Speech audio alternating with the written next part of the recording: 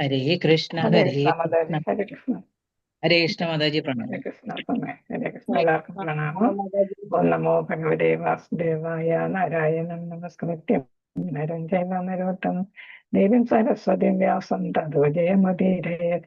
നിസ്തപ്രായേഷു നിത്യം ഭാഗവത സേവയാ ഭഗവതി ഉത്തമ ശ്ലോകേ ഭക്തിർഭവതി നൈഷ്ഠികേ മൂകം കരോതി വാചാലം പങ്കും ലംഘയതേഗിരിം ഉത്കൃപാഠം വന്ദേ ശ്രീഗുരും ദേനുതാരിണം ശ്രീചൈതന്യമീശ്വരം പരമാനന്ദമാധവം ജ്ഞാനതിമിരാന്തസ്യ ജ്ഞാനാഞ്ജനശലാകയ ചക്ഷുരുന്മീലിതം തസ്മൈ ശ്രീഗുരവേ നമഃ. ചൈതന്യമനുപേക്ഷം സ്ഥാപിതം യേന ഭൂതലെ സ്വയം രൂപകഥാ മഹ്യം ദദാതി സപദാധികം. നമോ വിഷ്ണുപാദായ കൃഷ്ണപ്രേഷ്ഠായ ഭൂതലെ ശ്രീമതേ ജയപതാക സ്വാമിനിധി നാമിനേ നമസ്കാരേ പാദായ വിനായകഭദ്രദായ ഗൗരവധാമതായ നഗരഗ്രാമതാരിണി പാദായ കൃഷ്ണപ്രേഷ്ഠായ ഭൂതലെ ശ്രീമതേ ഭക്തിവേദാന്ത സ്വാമിനിധി നാമിനെ നമസ്തേ സരസ്വതേ ദേവേ ഗൗരവാണി പ്രചാരിണേ നിർവിശേഷ ശൂന്യവാദി പാചകദേശതാരിണി ചൈതന്യ പ്രഭു നിത്യാനന്ദ ശ്രീ അദ്വൈതഗദാധര ശ്രീവാസാദി ഗൗരഭക്തവൃന്ദ. ഹരേ കൃഷ്ണ കൃഷ്ണ കൃഷ്ണ ഹരേ ഹരേ ഹരേ രാമ രാമ രാമ ഹരേ ഹരേ. ഹരേ കൃഷ്ണ. എല്ലാവർക്കും പ്രണാമം. ഹരേ കൃഷ്ണ. ശ്രീ ശ്രീരാധാമന്ദിർ ഇസ്കോൺ മംഗലാപുരത്തിന്റെ ഷോർട്ട് ഭാഗവതം ക്ലാസ്സിലേക്ക് എല്ലാവർക്കും സ്വാഗതം. ഹരേ കൃഷ്ണ. മാതാജി എത്തിയില്ല. മാതാജി വസന്ത മാതാജി കേറിയില്ലെന്ന് തോന്നുന്നു. നമ്മളിപ്പോ 24ാമത്തെ ശ്ലോകത്തിന്റെ വിവർത്തനാണ് കേട്ടോണ്ടിരിക്കുക. വിവർത്തനം വായിച്ചു. അതിൽ പറയുന്ന എന്താണ്? നമ്മൾ ഏതാണ് ഭഗവാന്റെ സത്കഥകളെ കുറിച്ചാണല്ലേ. വേദങ്ങളിലെല്ലാം ഭഗവാന്റെ സത്കഥകളെ കുറിച്ച്, ഗുഹ്യമായിട്ടുള്ള കാര്യങ്ങളെ കുറിച്ചെല്ലാം ഗുഹ്യമായിട്ടുള്ള ഭാഗങ്ങളിൽ വേദങ്ങളിൽ വിവരിച്ചിട്ടുണ്ട് എന്നാണ്. ആരെ വിവരിക്കുന്നത്? വിശ്വസ്തരായ അതീവ ഭക്തന്മാരല്ലേ, ഉന്നത തലത്തിലുള്ള സത്വഗുണത്തിലുള്ള ശുദ്ധ സത്വഗുണത്തിലൊക്കെയുള്ള ഭക്തന്മാരാണ്. ഭാവാർത്ഥം മുകളിൽ ശ്രീല പ്രഭുപാദക്ക് മുകളിൽ പ്രസ്താവിച്ചതുപോലെ വിശ്വസൃഷ്ടി ഭഗവാന്റെ സ്വത്താകുന്നു. ഈശോപനിഷത്തിന്റെ അടിസ്ഥാന തത്വശാസ്ത്രം ഇതാണ്. സർവ്വതും പരമസത്തയുടെ സ്വത്താകുന്നു. പരമപുരുഷനായ ഭഗവാന്റെ സ്വത്തിൽ ആരും അതിക്രമിക്കരുത്. അദ്ദേഹം കൃപാ പുരസ്കാരം സമ്മാനിക്കപ്പെടുന്നത് മാത്രം നമ്മൾ സ്വീകരിക്കണം. ഹരേ കൃഷ്ണ. വസന്തമാതാജി കേറിയിട്ടുണ്ട്. വസന്തമാതാജി ഹാൻഡ് റൈസ് ചെയ്യും. കൃഷ്ണ. അത് 25ാമത്തെ ശ്ലോകമായിപ്പോയി നമ്മൾ പറഞ്ഞത്.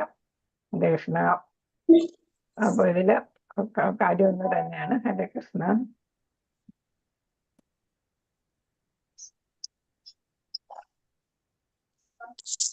മാതാജി കേറിയിട്ടുണ്ട് കേട്ടോ മാതാജി. ആക്കിയിട്ടുണ്ട്. ഹരേ കൃഷ്ണ. ഹരേ കൃഷ്ണ. ഭാവാർത്ഥത്തിലെ ഭഗവത്ഗീതയിൽ പ്രസ്താവിച്ചിരിക്കുന്ന പോലെ സർവ്വവേദ സാഹിത്യങ്ങളിൽ ശ്രീകൃഷ്ണ ഭഗവാന്റെ മാഹാത്മ്യത്തെ വാഴ്ത്തുന്നു. ഇതാണ് 24ാമത്തതിന്റെ ഭാവാർത്ഥം. ശ്രീമദ് ഭാഗവതം ഇത് തന്നെ ഉറപ്പിച്ചു പറയുന്നു. അപ്പൊ ഭഗവത്ഗീത എവിടെ നിർത്തി അവിടെ നിന്ന് ഭാഗവതം തുടങ്ങുന്നു എന്ന് പറഞ്ഞല്ലേ. അപ്പൊ ഭഗവാനെ എന്ത് ചെയ്യുന്ന മാഹാത്മ്യപ്പെടുത്തുകയാണ് വേദങ്ങളും അതേപോലെ തന്നെ ഭാഗവതം. എല്ലാത്തിന്റെയും ഉദ്ദേശം ഭഗവത് സാക്ഷാത്കാരമാണ്. ഇവിടെ ശ്രീമദ് ഭാഗവതവും ഇത് തന്നെ ഉറപ്പിച്ചു പറയുന്നു. വ്യാസൻ, നാരദൻ, ശിവദേവ ഗോസ്വാമി, കുമാരന്മാർ, കപിലൻ, പ്രഹ്ലാദൻ, ജനകൻ, ബലി, യമരാജൻ ഇവരൊക്കെ എന്താണ്? മഹാപുരുഷന്മാരാണ് അല്ലെ. എന്നിവരെ പോലുള്ള മഹാഭക്തരും ഭഗവത് ശക്തി ആവേശ അവതാരങ്ങളും വേദങ്ങളെ നിരവധി ശാഖകളും ഉപശാഖകളുമായിട്ട് വിഭജിച്ചിരിക്കുന്നു. ഇതൊക്കെ നമ്മൾ പഠിച്ചത്. വേദങ്ങളെ എന്താണ്? വേദവ്യാസൻ പലർക്കും വിഭജിച്ചു കൊടുത്തു അല്ലേ. അതിനെ എന്താണ്? വിപുലീകരിക്കുന്നതിന് വേണ്ടിയിട്ടും പ്രചരിപ്പിക്കുന്നതിന് വേണ്ടിയിട്ടും. അപ്പൊ അങ്ങനെ എന്താണ്? പലരും അതിനെന്താണ് ഇതാണ് മഹാത്മാക്കൾ പലരും അതിനെ പല പല ശാഖകളായിട്ട് ഉപശാഖകളും ഒക്കെ ആയിട്ട് വിഭജിച്ചു. എന്നാൽ ശ്രീമദ് ഭാഗവത വ്യത്യാസം എന്താണെന്ന് പറയുന്നത്, ശ്രീമദ് ഭാഗവതത്തിൽ പ്രത്യേകിച്ച് ഭഗവാന്റെ വിശ്വസ്ത ഭക്തനായ ശിവദേവ ഗോസ്വാമി അദ്ദേഹത്തിന്റെ കർമ്മങ്ങളുടെ മുഖ്യമായ ഭാഗങ്ങൾ വർണ്ണനം ചെയ്തിരിക്കുന്നു. അപ്പൊ ഇവിടെ ഭഗവാന്റെ ഭക്തന്മാരും ഭഗവാൻ തന്നെ നടത്തിയ ലീലകളും അത് ഭഗവാന്റെ ഭക്തന്മാരുമായിട്ട് ബന്ധപ്പെടുത്തി വരുന്നതും പിന്നെ ഭക്തന്മാരുടെ സ്തുതികളും അവരുടെ പ്രവർത്തനങ്ങളും ഒക്കെ ആയിട്ടുള്ള പ്രധാനപ്പെട്ട ഭാഗങ്ങളാണ് ആര് പറയുന്നത്? ഭാഗവതത്തില് ശിവദേവ ഗോസ്വാമി പറയുന്നത്. വേദാന്ത സൂത്രങ്ങളിലോ അഥവാ ഉപനിഷത്തുകളിലോ, വേദാന്ത സൂത്രം എന്ന് പറയുന്നത്, ഉപനിഷത്ത് എന്ന് പറയുന്നത് എന്താണ്, വേദങ്ങളുടെ അന്ത്യഭാഗത്ത് വരുന്നതാണ്. അത് സമ്മറിയാണ് അല്ലെ. അത് സൂത്രങ്ങൾ എന്ന് പറയുമ്പോൾ കുറച്ച് വാക്യങ്ങളിൽ വലിയ സത്യങ്ങൾ വെളിപ്പെടുത്തുന്നതാണ് സൂത്രം. ഉദാഹരണമായിട്ട് തത്വമസി, അതൊരു സൂത്രമാണ്. അഹം ബ്രഹ്മാസ്മി, അതൊക്കെ സൂത്രങ്ങളാണ്. എന്ന് വെച്ചാൽ വലിയ ആശയങ്ങളായിരിക്കും അത് ചുരുക്കത്തിൽ ഇങ്ങനെ പറയുന്നത്. അത് അപ്പൊ ഇച്ചിരി ഏതാണ് എല്ലാവർക്കും മനസ്സിലാകുന്ന കാര്യമല്ല. അതാണ് ഉപനിഷത്തും ഈ സൂത്രങ്ങളെന്ന് പറയുന്നത്. അതിലൊക്കെ എന്താണ്, ഭഗവത് ലീലകളുടെ രഹസ്യമായ ഭാഗങ്ങളുടെ സൂചന മാത്രമേ ഉള്ളൂ. എന്ന് വെച്ചാൽ വിശദീകരിച്ചൊന്നും പറഞ്ഞിട്ടില്ല. ഉപനിഷത്തുകൾ പോലുള്ള വേദസാഹിത്യങ്ങളിൽ അസ്തിത്വത്തെ കുറിച്ചുള്ള ഭൗതിക ധാരണയിൽ നിന്ന് ഭഗവാനെ വ്യക്തമായിട്ട് വേർതിരിച്ചിരിക്കുന്നു.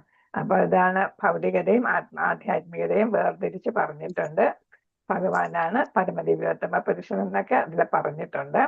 ഭഗവാന്റെ വ്യക്തിത്വം പൂർണ്ണമായും അതീന്ദ്രിയമാണെന്ന് അതിലും വെളിപ്പെടുത്തിയിട്ടുണ്ട്. ആകയാൽ അദ്ദേഹത്തിന്റെ രൂപം, നാമം, ഗുണങ്ങൾ, പരിവാരങ്ങൾ തുടങ്ങി എല്ലാം തന്നെ ജഡത്തിൽ നിന്നും, ജഡം എന്ന് വെച്ചാൽ എന്താ പറഞ്ഞിരുന്നല്ല ഹരികൃഷ്ണ, ജഡം എന്ന് വെച്ചാൽ എന്താണ്, മാറ്റർ അല്ലെ, ദ്രവ്യം എന്നുള്ളതാണ്. ദ്രവ്യത്തിൽ നിന്നും വിശദമായി വേർതിരിച്ച് വിവരിച്ചിരിക്കുന്നു. എന്ന് വെച്ചാൽ ദ്രവ്യവും മാറ്ററും സ്പിരിറ്റും അല്ലെ, ദ്രവ്യവും ആധ്യാത്മികതയും, അതാണ് രണ്ടും. അപ്പൊ അത് രണ്ടും രണ്ടാണെന്ന് വേർതിരിച്ച് പറഞ്ഞിട്ടുണ്ട്. അതായത് ഭഗവാനെ പ്രാപിക്കാൻ എന്തൊക്കെ ചെയ്യണം എന്നുള്ളത് വ്യക്തമാക്കിയിട്ടുണ്ട്. അതുകൊണ്ട് അല്പബുദ്ധികൾ ചിലപ്പോൾ അദ്ദേഹത്തെ അരൂപിയായിട്ട് തെറ്റിദ്ധരിക്കുന്നു. ഇപ്പൊ വേർതിരിച്ച് പറയുമ്പോൾ എന്താണ്, അരൂപിയാണ് എന്ന് വെച്ചാൽ സ്പിരിറ്റ് എന്ന് പറയുമ്പോൾ നമുക്ക് എന്തോ കാണാൻ പറ്റാത്തത് എന്നുള്ള ഒരു ഇതല്ലേ, നമ്മൾ സ്പിരിറ്റ് അങ്ങനെയല്ലേ പറയുന്നത്. എന്നാൽ യഥാർത്ഥത്തിൽ അദ്ദേഹം പരമപുരുഷനാകുന്നു. പുരുഷൻ എന്ന് പറയുമ്പോൾ രൂപമുണ്ടെന്നുള്ളതാണ് അല്ലെ. പുരുഷൻ എന്ന് വെച്ചാൽ രൂപമുള്ള പരമപുരുഷൻ, പുരുഷന്മാരിൽ അതിശ്രേഷ്ഠനാണ്. ഭഗവാനാവുന്നു, സദ്ഗുണങ്ങളുള്ള ആളാണ്. മാത്രമല്ല അദ്ദേഹം പരമാത്മാവ് അല്ലെങ്കിൽ അവ്യക്തിഗത ബ്രഹ്മം എന്ന നിലയിൽ ഭാഗികമായിട്ട് പ്രതിനിധീകരിക്കപ്പെടുകയും ചെയ്യുന്നു എന്നുള്ളതാണ്. നമുക്ക് അദ്ദേഹത്തെ ബ്രഹ്മജ്യോതിഷായിട്ടും കാണാം, പരമാത്മാവായിട്ടും കാണാം. പക്ഷെ അതെന്താണ്, ഭാഗികമാണ്, പൂർണ്ണമല്ല. ഭഗവാനാണെങ്കിൽ പൂർണ്ണമുള്ളൂ അല്ലെ, പൂർണ്ണതയുള്ളൂ. മറ്റതൊക്കെ ഏതാ, ഭാഗ്യം. ഞാൻ ട്രെയിനിന്റെ ഉദാഹരണം പറഞ്ഞില്ലേ, ലൈറ്റും പിന്നെ ട്രെയിനിന്റെ ബോഡിയും കാണുന്ന പോലെയാണ് ഏതാണ് ഈ ജ്യോതിഷം, ബ്രഹ്മജ്യോതിഷം, പിന്നെ ഏതാ പരമാത്മാവ് ഭാവം. അതേസമയം നമ്മൾ സൂര്യന്റെ ഉള്ളിൽ അല്ലെങ്കിൽ ട്രെയിനിന്റെ ഉള്ളിൽ കയറുന്നത് പോലെയാണ് ഭഗവാൻ. അതാണ് നമുക്ക് മനസ്സിലാകുന്ന ഉപമയായിട്ട് നമുക്ക് പറയാവുന്നത്. ഹരേ കൃഷ്ണ. അപ്പൊ ഇതെല്ലാം ഏതിലൊക്കെ വ്യക്തമായിട്ടുണ്ട്, വേദങ്ങളിലും ഉപനിഷത്തുകളിലും ബ്രഹ്മസൂത്രങ്ങളിലും ഒക്കെ ഉണ്ട്. അതിനെ വിശദീകരിച്ച് ഏതിൽ പറയുന്നുണ്ട്, ഭാഗവതത്തിൽ പറയുന്നുണ്ട്. അതാണ് ഭാഗവതവും മറ്റു വേദ സാഹിത്യങ്ങളും തമ്മിലുള്ള വ്യത്യാസം. എന്തായാലും ആ ഭഗവാനെ സാക്ഷാത്കരിക്കുകയാണ് എല്ലാത്തിന്റെയും ലക്ഷ്യം. 25ാമത്തെ ശ്ലോകം. ഓം നമോ ഭഗവതേ വാസുദേവായ. യദാഹി അധർമ്മേണ തമോധിയോ നൃപ ജീവന്തി തത്രൈഷ he സത്വദഖില തദ്ദേ ഭഗം സത്യമൃതം ദയാമിഷോ ഭവായ Rupani ദദത് Yuge Yuge. യദാഹി അധർമ്മേണ തമോധിയോ നൃപ ജീവന്തി തത്രൈഷ he സത്വദഖില തദ്ദേ ഭഗം സത്യമൃതം ദയാമിഷോ ഭവായ Rupani ദദത് യുഗേ യുഗേ. ഹരേ കൃഷ്ണ. സമയമില്ലാത്തോണ്ട് വായിപ്പിക്കുന്നില്ല, എല്ലാവരും വായിച്ചു പഠിച്ചോളാം. യഥാ എപ്പോഴാണോ ഹി സുനിശ്ചിതമായി അധർമ്മേണ ഭഗവത് ഇച്ഛയ്ക്ക് വിരുദ്ധമായി തമ ധിയ നീച ഭൗതിക ഗുണങ്ങളിലുള്ള വ്യക്തികൾ, തമോ ഗുണം അറിയാലോ, നൃപ രാജാക്കന്മാരും ഭരണാധിപന്മാരും തന്റെ മൃഗങ്ങളെ പോലെ ജീവിക്കുന്നു. തത്ര അപ്പോൾ ഏഷ അദ്ദേഹം ഹി മാത്രം സത്വതഃ അതീന്ദ്രിയമായിട്ട് കില നിശ്ചയമായും ദത്തെ പ്രകടമാകുന്നു. അപ്പൊ എല്ലാവരും മൃഗങ്ങളെ പോലെ തമോ ഗുണത്തിലാകുമ്പോ ഭഗവാൻ മാത്രം അതീന്ദ്രിയ തലത്തിൽ കാണുന്നു. ഭഗം പരമശക്തി, സത്യം, ദൃഢം, യാഥാർത്ഥ്യം, ദയാം, ദയ, യശഃ അത്ഭുതകരമായ പ്രവർത്തികൾ, ഭവായ സംരക്ഷണത്തിനായി രൂപാണി വിവിധ രൂപങ്ങളിൽ പ്രകടമാക്കിക്കൊണ്ട് യുഗേ വ്യത്യസ്ത കാലങ്ങളിൽ വ്യത്യസ്ത യുഗങ്ങളിലും. അപ്പൊ ഇവിടെ എന്താ പറയുന്നു, ഭൂമിയിലെ ഭരണാധിപന്മാരെല്ലാം തമോ ഗുണക്കാരായിട്ട് അധർമ്മികളായിട്ട് മാറുമ്പോ ഭഗവാൻ എന്ത് ചെയ്യുന്നു, വ്യത്യസ്ത യുഗങ്ങളിൽ വ്യത്യസ്ത കാലങ്ങളിൽ വ്യത്യസ്ത രൂപങ്ങളിൽ, അതായത് ആ കാലത്തിന് യോജിച്ച തരത്തിൽ എന്ത് ചെയ്യുന്നു, പ്രകടമാകുന്നു. അപ്പൊ അദ്ദേഹം പ്രകടമാകുമ്പോ എന്തൊക്കെ കാണുന്നു? ഭഗം, സത്യം, ധൃതം, ദയ, യശഃ, അല്ലെ? അപ്പൊ ഇതാ പരമശക്തി കാണിക്കുന്നു, സത്യമായിട്ടുള്ളത് കാണുന്നു, യാഥാർത്ഥ്യം കാണുന്നു, ദയ ഉണ്ടാകുന്നു, പിന്നെ ഇതാ അത്ഭുതകരമായ പ്രവർത്തികൾ ചെയ്യുന്നു. ഇപ്പൊ നരസിംഹ ഭഗവാനാണെങ്കിലും വാമന ഭഗവാനാണെങ്കിലും മത്സ്യകൂർമ്മ വരാഹം എല്ലാം ആണെങ്കിലും ആ കാലത്തിന് എന്താണോ ആവശ്യം, ഇതെല്ലാം വ്യത്യസ്ത യുഗങ്ങളിലാണ്, അല്ലെ? ത്രേതായുഗത്തിലെ രാമചന്ദ്രനായും ദ്വാപരയുഗത്തിലെ ശ്രീകൃഷ്ണനായും, അല്ലെ? അപ്പൊ എല്ലാ കാലങ്ങൾക്കും അതാത് കാലങ്ങളിൽ ആവശ്യമായ തരത്തിൽ, യോജിച്ച തരത്തിൽ, വിവിധ രൂപങ്ങളിൽ ഭഗവാൻ ഏതൊക്കെ ഈ പറഞ്ഞ കാര്യങ്ങളെല്ലാം ഭഗം, സത്യം, ഋതം, ദയാം, യശഃ, ഇതെല്ലാം പ്രകടമാക്കിക്കൊണ്ട് എന്ത് ചെയ്യുന്നു, പ്രത്യക്ഷപ്പെടുന്നു. എപ്പോഴെല്ലാം രാജാക്കന്മാർ വിവർത്തനം ശീലപ്രഭാതക്കിന്റെ രാജാക്കന്മാരും ഭരണാധിപന്മാരും അസ്തിത്വത്തിന്റെ നീച ഗുണങ്ങളിൽ മൃഗങ്ങളെ പോലെ ജീവിക്കുന്നുവോ? മൃഗങ്ങളെന്ന് പറയുമ്പോ എന്താണ്? നമ്മൾ പഠിച്ചിട്ടുണ്ട് 4 കാര്യങ്ങൾ. എന്താണ്? മൃഗങ്ങളുടെയും എന്താണ് മനുഷ്യരുടെയും കോമൺ ആയിട്ടുള്ള കാര്യം എന്താണ്? കഴിക്കുക, ആഹാരം, നിദ്ര, മൈഥുനം, ഭയം. ഭയം ഒന്ന്. ആഹാരം, നിദ്ര, മൈഥുനം, ഭയം. ഭയം, പേടി. അതാണ് നമുക്ക് മരണഭയം. മറ്റേതാണെങ്കിൽ മൃഗങ്ങൾക്ക് മറ്റുള്ള ആളുകൾ ഉപദ്രവിക്കോ, അല്ലെ? മറ്റു ജീവജാലങ്ങൾ ഉപദ്രവിക്കോ, പ്രത്യേകിച്ച് മനുഷ്യർ. ഇത് 4 കാര്യങ്ങൾ കോമൺ ആയിട്ടുള്ളതാണ്. അപ്പൊ നമ്മൾ പലപ്പോഴും ഈ മൃഗതുല്യമായിട്ട് ജീവിച്ച് കളയുന്നു എന്നാണ് ഭഗവാനും പ്രഭാതരും ഒക്കെ പറയുന്നത്. വിവേക ബുദ്ധിയോടെ നമ്മൾ പ്രവർത്തിച്ച് തിരിച്ച് ധാമത്തിൽ എത്താനായിട്ടുള്ള കാര്യങ്ങൾ ചെയ്യാതെ നമ്മൾ മനുഷ്യ ജീവിതം പാഴാക്കി കളയുന്നു. അപ്പൊ ഇവരെല്ലാം മൃഗങ്ങളെ പോലെ ജീവിക്കുന്നുവോ അപ്പോഴെല്ലാം ഭഗവാൻ അദ്ദേഹത്തിന്റെ അതീന്ദ്രിയ രൂപത്തിൽ പരമസത്വമായ തന്റെ പരമശക്തിയെ പ്രകടമാക്കുകയും വിശ്വസ്തരായവരോട് സവിശേഷത കാട്ടുകയും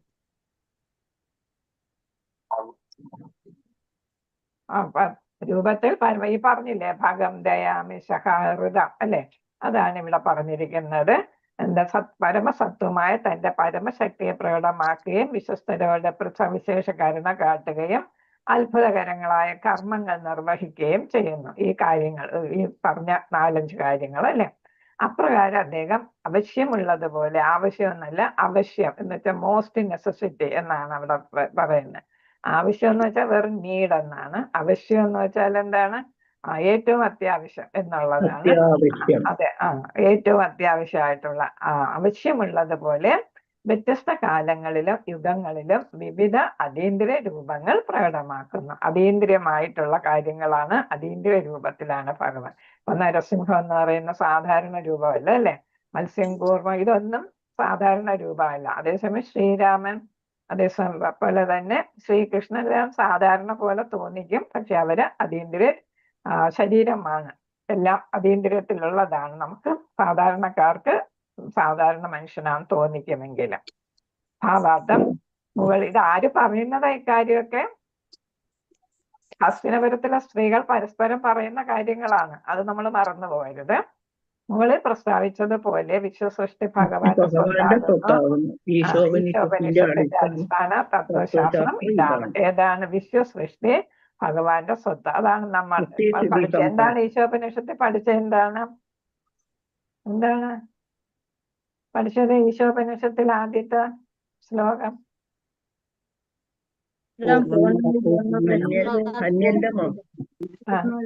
മുതൽ ആഗ്രഹിക്കരുത്.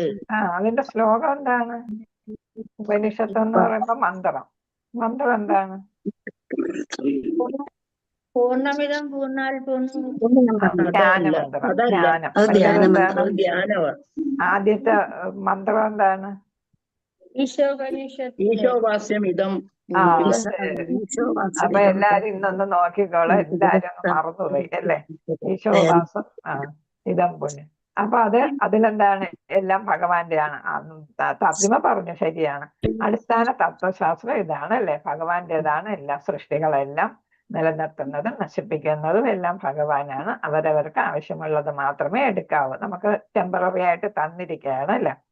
സർവ്വതും പരമസത്തയുടെ സ്വത്താകുന്നു. പരമപുരുഷനായ ഭഗവാന്റെ സ്വത്തിൽ ആരും അതിക്രമിക്കരുത് എന്ന് വെച്ചാൽ നമുക്ക് ആവശ്യമുള്ളത് എടുക്കാവൂ. മറ്റുള്ളവന്റെ എടുക്കുമ്പോൾ അത് അതിക്രമിക്കലാവും അല്ലെ. മറ്റുള്ളവനെന്ന് വെച്ചാൽ ഭഗവാൻ അവർക്ക് കൊടുത്തിട്ടുള്ളതാണ് അല്ലെ.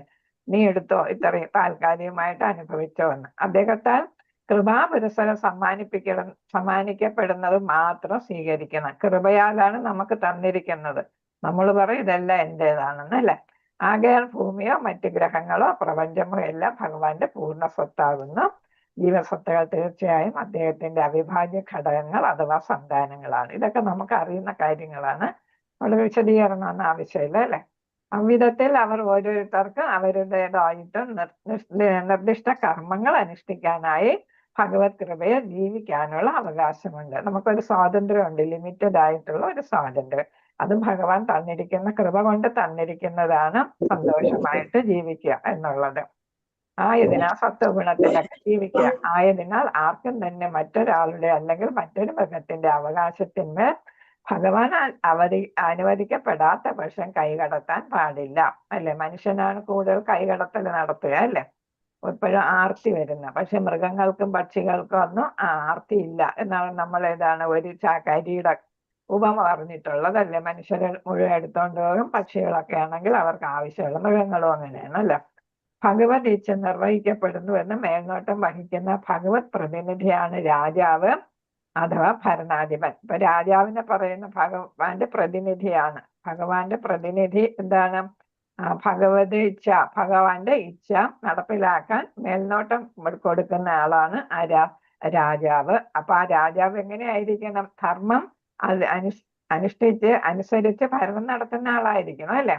ഇവിടെ എന്താണ്? കലിയുഗത്തിൽ ആരാണ് അധർമ്മികളായിട്ട് മാറിയിരിക്കുന്നത്? ധർമ്മം എന്ന് വെച്ചാൽ എന്താണ്? ഉത്തരവാദിത്തം, റെസ്പോൺസിബിലിറ്റി എന്നാണ്, ഡ്യൂട്ടി. ആകയാൽ അദ്ദേഹം നിശ്ചയമായും മഹാരാജാവ് യുധിഷ്ഠിരനെ പോലെയോ അല്ലെങ്കിൽ പരീക്ഷത്തിനെ പോലെയുള്ള അംഗീകരിക്കപ്പെട്ട വ്യക്തിയായിരിക്കണം. അവണ്ണമുള്ള രാജാക്കന്മാർക്ക് ലോകത്തിന്റെ ഭരണം സംബന്ധിച്ച പ്രാമാണികരിൽ നിന്നുള്ള പൂർണ്ണ ജ്ഞാനവും പൂർണ്ണ ഉത്തരവാദിത്വവും ഉണ്ട്. ഇപ്പൊ എടുക്കണം നിർത്തണം എന്നുള്ള പറഞ്ഞോളൂ. എന്നാൽ അത്യന്തം നീച ഭൗതിക ഗുണമായ ഭൗതിക പ്രകൃതിയുടെ തമോ ഗുണത്തിന്റെ സ്വാധീനത്താൽ കാലാകാലങ്ങളിൽ ജ്ഞാനവും ഉത്തരവാദിത്വവും ഇല്ലാതെ രാജാക്കന്മാരും ഭരണാധിപന്മാരും അധികാരത്തിൽ വരുന്നു എന്ന് മാത്രമല്ല, അത്തരം വിഡ്ഢികളായ ഭരണാധിപന്മാർ താല്പര്യാർത്ഥം മൃഗങ്ങളെ പോലെ ജീവിക്കുകയും ചെയ്യും. നമ്മളെ കലികാലത്തിൽ അല്ലെ. ആരും ധർമ്മം അനുസരിച്ചല്ല, സ്വന്തം കാര്യം സിന്ദാബാദ് എന്നുള്ളതാണ്. പിന്നെ ഒരു ഉത്തരവാദിത്ത ബോധവും ഇല്ല അല്ലെ. എങ്ങനെ ആളുകളെ ചൂഷണം ചെയ്യാം, തനിക്ക് എങ്ങനെ നേട്ടം വരും എന്നുള്ളത് മാത്രമേ ഇപ്പോഴത്തെ ഭരണാധികാരികളെല്ലാം ശ്രദ്ധിക്കുന്നുള്ളൂ. തൻ്റെയും തൻ്റെ ആളുകളെയും തൻ്റെ പാർട്ടിയുടെയും എന്നുള്ളതാണ് അല്ലെ. അപ്പൊ അത് ഏത് പാർട്ടി ആണെങ്കിലും അങ്ങനെയാണ്. അപ്പം പൊതുജന താല്പര്യമൊന്നും അവർക്ക് ലക്ഷ്യമല്ല. നമ്മളെ കണ്ണിൽ മണ്ണിടുന്ന തരത്തിൽ എന്തെങ്കിലുമൊക്കെ കാട്ടിക്കൂട്ടാം. തത്ഫലമായി അവർക്ക് ഭഗവാനെ കുറിച്ചുള്ള ചിന്തയില്ല, ഭഗവാനിൽ വിശ്വാസമില്ല അല്ലെ. അവരെല്ലാം ആരാണ്? ഭഗവാനിൽ വിശ്വസിക്കാത്തവരാണ്. അതുകൊണ്ടാണ് ഇങ്ങനെ അവർ ചെയ്യുന്നത്. തൽഫലമായി ചുറ്റുപാട് മുഴുവൻ അരാജകത്വവും ദുരാചാരികളെയും കൊണ്ട് നിറയുന്നു. ഇതൊക്കെ നമ്മളിപ്പോ അനുഭവിക്കുന്നതാ. എന്താ പറയുന്നത്? സ്വജനപക്ഷപാതം, കൈക്കൂലി, വഞ്ചന, അക്രമം തന്മൂലം ഉണ്ടാകുന്ന ക്ഷാമം, മഹാമാരി, യുദ്ധം കൂടാതെ അതേപോലുള്ള മറ്റ് അസ്വസ്ഥതകൾ ഉളവാക്കുന്ന അവസ്ഥകൾ എന്നിവ മനുഷ്യ സമൂഹത്തിൽ പ്രബലമായി തീരുന്നു. ഇപ്പൊ യുദ്ധവും ഒരു നിത്യ പ്രതിഭാസമായിട്ട് മാറിയിട്ടുണ്ട്. ഇപ്പൊ എവിടെയെങ്കിലും എപ്പോഴും യുദ്ധം കാണും അല്ലെ. അതൊക്കെ ലോകം മുഴുവൻ അനുഭവിക്കേണ്ടി വരും. കാരണം എന്താ? ഇപ്പൊ ലോകം എന്ന് പറയുന്നത് ഇടുങ്ങിയിട്ടുണ്ട് അല്ലെ. പണ്ടാണ് റഷ്യ എന്ന് പറയുമ്പോൾ എവിടെയോ കിടക്കുന്നു. ഇപ്പൊ റഷ്യ എന്ന് പറഞ്ഞാൽ നമുക്ക് എപ്പോഴും കോണ്ടാക്ട് ചെയ്യാൻ പറ്റുന്നതാണല്ലോ. അപ്പൊ ലോകം ചുരുങ്ങിയിട്ടുണ്ട്. അപ്പൊ എല്ലാവരെയും അത് ബാധിക്കും. എവിടെ യുദ്ധം നടന്നാലും അത് എല്ലാവരെയും ബാധിക്കും. ഇപ്പൊ ഗൾഫിൽ യുദ്ധം നടന്നാൽ നമ്മുടെ ഇവിടെ സാധനങ്ങൾക്ക് വില കൂടും അല്ലെ. അപ്പൊ എന്താണ്? അവിടെ നിന്ന് വരേണ്ട കാര്യങ്ങളൊന്നും നമുക്ക് കിട്ടുന്നില്ല എന്നതുകൊണ്ടാണ്. ഹരികൃഷ്ണ. ഇവിടെ പറയുന്നു, കൂടാതെ ഭഗവത് ഭക്തർ അല്ലെങ്കിൽ വിശ്വാസികൾ എല്ലാ തരത്തിലും പീഡിപ്പിക്കപ്പെടുന്നു. ഈ ലക്ഷണങ്ങളൊക്കെ തന്നെ ധർമ്മ സംസ്ഥാപനത്തിനും ദുർഭരണ നിർവാഹികളെ സമൂലം നശിപ്പിക്കാനുമായുള്ള ഭഗവത് അവതാര കാലഘട്ടത്തിന്റെ സൂചനയാണ്. ഇത് ഭഗവത്ഗീതയിൽ സ്ഥിരീകരിച്ചിരിക്കുന്നു. അപ്പൊ എന്താണ് യഥാ യഥാ ഹി ധർമ്മസ്യ, അല്ലെ? അപ്പൊ അതാണ് അവിടെ പറയുന്നത്, എപ്പോഴാണ് ധർമ്മം ഇല്ലാതാകുന്നത്, അപ്പൊ ഭഗവാൻ അവതരിക്കുന്നു. അപ്പൊ അതുകൊണ്ടാണ് ഭഗവാന്റെ അവതാരം നടക്കുന്നത് എന്നാണ് ഇവിടെ പറഞ്ഞിരിക്കുന്നത്. ദുഷ്ട ആത്മാക്കളാണ് ഇവിടെ ഭരണം നടത്തുന്നത് എന്നതുകൊണ്ട്, അധാർമിക. ഭൗതിക ഗുണങ്ങളുടെ കലർപ്പില്ലാതെ ഭഗവാൻ അപ്പോൾ അദ്ദേഹത്തിന്റെ അതീന്ദ്രിയ രൂപത്തിൽ അവതരിക്കുന്നു. തന്റെ സൃഷ്ടിയെ സാധാരണ നിലയിൽ നിലനിർത്താൻ വേണ്ടി ഭഗവാൻ അവതരിക്കും. തന്റെ സൃഷ്ടി ഏതാണ്? ഈ പ്രപഞ്ചം, അല്ലെ? അപ്പൊ പ്രപഞ്ചവും ഇവിടെയുള്ള തടസ്സ ശക്തികളും ഭൗതിക പ്രകൃതിയും എല്ലാം ഭഗവാന്റെ അതിനെ സാധാരണ നിലയിൽ നിലനിർത്താൻ വേണ്ടിയിട്ടാണ് ഭഗവാൻ അവതരിക്കുന്നത്. എന്ന് വെച്ചാൽ കളകളെല്ലാം പറിച്ചു കളയണം, അല്ലെ? അധർമ്മികളെയൊക്കെ ഉന്മൂലനം ചെയ്യണം, ധർമ്മം നിലനിർത്തണം. സാധാരണ നില എന്തെന്നാൽ അവിടെ വസിക്കുന്ന ജീവജാലങ്ങൾക്ക് ആവശ്യമായവയെല്ലാം ഭഗവാൻ ഓരോ ഗ്രഹങ്ങളിലും ഒരുക്കി കൊടുത്തിരിക്കുന്നു. അവിടെ അവർക്ക് സന്തോഷമായി ജീവിച്ച് വിധിക്കപ്പെട്ട കർമ്മങ്ങൾ നിർവഹിച്ച് വെളിപ്പെട്ട ശാസ്ത്രങ്ങളിൽ പ്രതിപാദിച്ചിരിക്കുന്ന നിബന്ധനകൾ പിന്തുടർന്നുകൊണ്ട് അവസാനം മോക്ഷം പ്രാപിക്കാം. മോക്ഷം പ്രാപിക്കാനുള്ള വഴികളെല്ലാം പറഞ്ഞിട്ടുണ്ട്. എന്താണ് നമുക്ക് ആവശ്യമുള്ളതെല്ലാം എല്ലായിടത്തും തന്നിട്ടുണ്ട്. അപ്പൊ അതൊക്കെ വേണ്ട വിധത്തിൽ നമുക്ക് വന്നിട്ടുള്ളത് മാത്രം ഉപയോഗിച്ച് സന്തോഷത്തോടെ ജീവിക്കണം. ശാസ്ത്രങ്ങളിൽ പറഞ്ഞിരിക്കുന്ന വ്യവസ്ഥകൾ അനുസരിച്ച് നമ്മൾ ജീവിച്ചെന്ത് ചെയ്യണം? ഭഗവാനെ പ്രാപിക്കണം, തിരിച്ച് ഭഗവത്ധാമത്തിൽ എത്തണം. വികൃതികളായ കുട്ടികൾക്ക് ആട്ടുതൊട്ടിൽ ഒരുക്കി കൊടുക്കുന്നത് പോലെ നിത്യബദ്ധരുടെ അഥവാ നിത്യബദ്ധാത്മാക്കളുടെ ചാബല്യങ്ങൾ പൂർത്തീകരിക്കാനായിട്ടാണ് ഭൗതിക ലോകം സൃഷ്ടിച്ചിരിക്കുന്നത്. കുട്ടികൾ കരയുമ്പോൾ അവരിട്ട് ആട്ടുന്നത് പോലെയാണ് ഭൗതിക പ്രപഞ്ചം നമുക്ക് തന്നിരിക്കുന്നത്. നമ്മളിവിടെ കരയുകയാണ്, അല്ലെ? നമുക്ക് എപ്പോഴും ആഗ്രഹങ്ങളാണ്, അല്ലെ? ഒന്നിനു കുറെ ആഗ്രഹങ്ങളാണ്. അതാണ് ചാബല്യങ്ങൾ എന്ന് പറയുന്നത്. കുട്ടികളുടെ നമുക്ക് ആവശ്യമില്ലാത്ത കാര്യങ്ങളാണ്. അപ്പൊ ആഗ്രഹങ്ങൾ അത്യാഗ്രഹങ്ങളാണ്. അതൊക്കെ പൂർത്തീകരിക്കാനാണ് ഭൗതിക പ്രകൃതി. അല്ലാത്ത പക്ഷം ഭൗതിക ലോകത്തിന്റെ ഏതൊരു ആവശ്യവും ഇല്ലായിരുന്നു. അപ്പൊ നമ്മൾ നിർബന്ധം പിടിക്കുകയാണ്, വാശി പിടിച്ചാണ് നമ്മൾ ഇങ്ങോട്ട് വന്നത്, അല്ലെ? അപ്പൊ നമുക്ക് വേണ്ടിയാണ് ഈ ഭൗതിക പ്രകൃതി. അല്ലെങ്കിൽ നമുക്ക് ധാമത്തില് സുഖമായിട്ടിരിക്കുകയായിരുന്നു. ഭഗവാനോട് അസൂയ തോന്നിയത് കൊണ്ടാണ് നമ്മൾ ഇങ്ങോട്ട് വന്നതെന്നാണ് പറയുന്നത്. എന്നാൽ എപ്പോൾ അവർ ഭൗതിക ശാസ്ത്രത്തിന്റെ ശക്തിയിൽ മതോന്മത്തരായി വിഭവങ്ങളെ ഭഗവാന്റെ അനുമതിയില്ലാതെ ഇന്ദ്രിയ ആസ്വാദനത്തിന് മാത്രം നിയമാനുസൃതമല്ലാതെ ചൂഷണം ചെയ്യുന്നുവോ അപ്പോൾ നിഷേധികളെ ശാസിക്കാനും വിശ്വസ്തരെ സംരക്ഷിക്കാനും ഭഗവത് അവതാരം അത്യന്താപേക്ഷിതമാകുന്നു. അപ്പൊ ഭഗവാൻ അവതരിക്കുന്നത് ഏതാണ്? ഇതിനു വേണ്ടിയിട്ടാണ്. നിഷേധികളെ ശാസിക്കാനും ഇതാണ് ഭഗവാനെ വിശ്വസിക്കുന്നവരെ സംരക്ഷിക്കാനും. എന്താണ് ഭഗവാന്റെ അനുമതി ഇല്ലാതെ നമുക്ക് ഭൗതിക സുഖം കൂടുതലായിട്ട് വേണമെന്ന് ആഗ്രഹിക്കുമ്പോഴാണ് ഈ ശാസ്ത്രങ്ങളിൽ പറയുന്ന അല്ലാതെ, അല്ലെ? ആ തരത്തിലല്ലാതെ നമ്മൾ ജീവിക്കാനായിട്ട് ഭൗതിക പ്രകൃതിയെ ചൂഷണം ചെയ്യാനായിട്ടൊക്കെ നമ്മൾ ശ്രമിക്കുന്നത്. അപ്പൊ നമ്മൾ എന്ത് ചെയ്യുന്നു? നിഷേധികളായിട്ട് മാറുന്നു. ഭഗവാൻ പറഞ്ഞ കാര്യങ്ങളൊന്നും പാലിക്കാത്തവരാകുന്നു. അപ്പൊ നമുക്ക് കളകളെ പോലെ നമ്മളെ പെയ്ത് കളയും. പിന്നെ ഏതാണ് ശരിയായിട്ടുള്ള സസ്യങ്ങള് അവിടെ നിലനിർത്തും, അല്ലെ? വയലിൽ ചെയ്യുന്ന പോലെ. അതാണ് നമ്മൾ ഭഗവത്ഗീതയിലും പഠിച്ചതല്ലേ. അപ്പൊ അതാണ് ഇവിടെ പറയുന്നത്. ഹരേ കൃഷ്ണ. നമുക്ക് ഇവിടെ നിർത്താം, അല്ലെങ്കിൽ വായിക്കണം എത്രയും കൂടെ. മാതാജിക്ക് ക്ലാസ് ഇല്ലേ? 25 മാതാജി. എനിക്ക് ക്ലാസ് ഇല്ല. എനിക്ക് ക്ലാസ് ഇല്ല എന്ന്. നിങ്ങൾക്ക് ക്ലാസ് ഉണ്ടോ? 8:30 ക്ലാസ് ഇല്ലേ മാതാജിക്ക്? 8:30 ക്ലാസ്സിന്റെ എന്റെ ക്ലാസ് കഴിഞ്ഞു. അപ്പൊ വേണമെങ്കിൽ പെട്ടെന്ന് ഇതങ്ങ് വായിക്കാം മാതാജി. ഭഗവാൻ അവതരിക്കുമ്പോൾ അദ്ദേഹം തന്റെ പരമാധികാരത്തെ ഇതൊക്കെ നമുക്ക് അറിയാവുന്ന കാര്യങ്ങളാണ്, ഓടിച്ചു പോകാം. തന്റെ പരമാധികാരത്തെ പ്രകടമാക്കാനായി അതിമാനുഷ്യ കൃത്യങ്ങൾ നിർവഹിക്കുകയും രാവണൻ, ഹിരണ്യകശിപു, കംസൻ തുടങ്ങിയ ഭൗതികവാദികൾ ഉചിതമായി ശിക്ഷിക്കപ്പെടുകയും ചെയ്യുന്നു. അതിമാനുഷ്യ ഇപ്പൊ ഗോവർദ്ധന പർവ്വതം ഉയർത്തിയത്, കാളിയന്റെ മർദ്ദനം, അല്ലെ? ഇതെല്ലാം ഇതാണ്. പിന്നെ ഒരുപാട് അസുരന്മാരെ കുഞ്ഞായിരുന്നപ്പോ തന്നെ വാദിച്ചത്. ഇതൊക്കെ എന്താണ്? ഭഗവാന്റെ പൂതനാവധം തുടങ്ങി പിന്നീടുള്ള എല്ലാ വധങ്ങളും അതിമാനുഷികമായിട്ടുള്ള കൃത്യങ്ങളാണ്. കംസനെ വധിച്ചത് ഒക്കെ തന്നെ അതിമാനുഷിക, അത്ര ശക്തനാണ് കംസൻ എന്ന് പറയുന്നത്. ആർക്കും അനുകരിക്കാൻ സാധ്യമല്ലാത്ത വിധത്തിൽ അദ്ദേഹം പ്രവർത്തിക്കുന്നു. ഭഗവാൻ ആരും അനുകരിക്കാനായിട്ട് ശ്രമിക്കരുതെന്നാണ്. ദൃഷ്ടാന്തമായി ഭഗവാൻ രാമനായി അവതരിച്ചപ്പോൾ ഇന്ത്യൻ മഹാസമുദ്രത്തിന് കുറുകെ പാലം പണിതു. അദ്ദേഹം കൃഷ്ണനായി അവതരിച്ചപ്പോൾ പൂതന, അഘാസുരൻ, ശകടാസുരൻ, കാളിയൻ തുടങ്ങിയവരെയും പിന്നീട് മാതുലൻ കംസനെയും വധിച്ച് ബാല്യകാലം മുതൽ തന്നെ അതിമാനുഷ്യ കൃത്യങ്ങൾ പ്രകടിപ്പിച്ചു. അദ്ദേഹം ദ്വാരകയിലായിരുന്നപ്പോൾ 16,108 രാജ്ഞിമാരെ വിവാഹം ചെയ്തു. അവർക്കെല്ലാം മതിയായ പുത്രന്മാരെ നൽകി അനുഗ്രഹിക്കുകയും ചെയ്തു. ഓരോരുത്തർക്കും 10 പുത്രന്മാർ. അവർ ഓരോ പുത്രനും 10 അല്ലെ, നമ്മളത് പഠിച്ചതാണ്. അങ്ങനെയാണ് 1 കോടി ജനസംഖ്യ ആയത് അല്ലെ. അദ്ദേഹത്തിന്റെ കുടുംബാംഗങ്ങൾ 1 കോടിയായി എന്നാണ്. അദ്ദേഹത്തിന്റെ സ്വന്തം കുടുംബാംഗങ്ങൾ മാത്രം ഏകദേശം അവിടെ പറയുന്നുണ്ട് 1 കോടി. അവരെല്ലാവരും യദുവംശജർ എന്ന് സാമാന്യേന അറിയപ്പെടുന്നു. മാത്രമല്ല ഭഗവാന്റെ കാലഘട്ടത്തിൽ തന്നെ അദ്ദേഹം അവരെ എല്ലാവരെയും സമൂലം നശിപ്പിക്കുകയും ചെയ്തു. അതാണ് ഒരു പ്രത്യേകത. എന്താണ്, ഭഗവാൻ വന്നപ്പോ കൂടെ വന്ന ദേവന്മാരും ഒക്കെയാണ് അവരെ ഭഗവാൻ പോയപ്പോ ഇവിടെ ഉപേക്ഷിച്ചില്ല, അവരെയും കൂടെ കൊണ്ടുപോയി. 7-ാം വയസ്സിൽ ഗോവർദ്ധന പർവ്വതം എടുത്തുയർത്തുകയും അദ്ദേഹം ഗോവർദ്ധനധാരി ഹരി എന്ന നാമധേയത്തിൽ പ്രശസ്തനാണ്. അദ്ദേഹത്തിന്റെ കാലത്ത് ഭഗവാൻ അനേകം അഭിലഷണീയമായ രാജാക്കന്മാരെ വധിച്ചു എന്ന് മാത്രമല്ല ഒരു ക്ഷത്രിയൻ എന്ന നിലയിൽ ധീരോത്തമായും പോരാടുകയും ചെയ്തു അല്ലെ. അപ്പൊ പല അസുരന്മാരായിട്ടുള്ള രാജാക്കന്മാരെ, അധാർമികളായിട്ടുള്ള രാജാക്കന്മാരെയും അദ്ദേഹവും അല്ലെങ്കിൽ ആരാണ് ഭീമനോ അല്ലെങ്കിൽ അർജുനനോ കൊണ്ട് ഒക്കെ ചെയ്യിക്കുകയുണ്ടായി. അതാണ് ഒരു ക്ഷത്രിയൻ എന്ന നിലയിൽ അദ്ദേഹം പ്രവർത്തിച്ചത്. കുരുക്ഷേത്രം തന്നെ ഒരു ക്ഷത്രിയനായതുകൊണ്ടാണ് കുരുക്ഷേത്ര യുദ്ധത്തിലും അദ്ദേഹം സന്നിഹിതനായിരുന്നത്. വേണ്ട ഉപദേശം നൽകി കളകളെല്ലാം പറിച്ചു കളഞ്ഞത്. അസമൂർധ്വ, അതായത് സമാനതകളില്ലാത്തവൻ എന്ന് പുകഴ്പെറ്റവനാകുന്നു അദ്ദേഹം.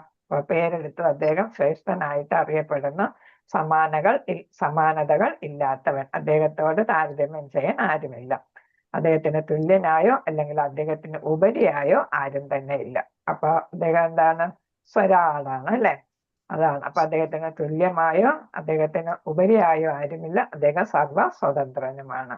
അതാണ് ഇവിടെ പറയുന്നത്. വാഞ്ചകൽപത രൂപേഷ്ട. ഇത് പറയാനൊന്നും ഇല്ലല്ലോ, എല്ലാം നമുക്ക് അറിയുന്നതാണ്.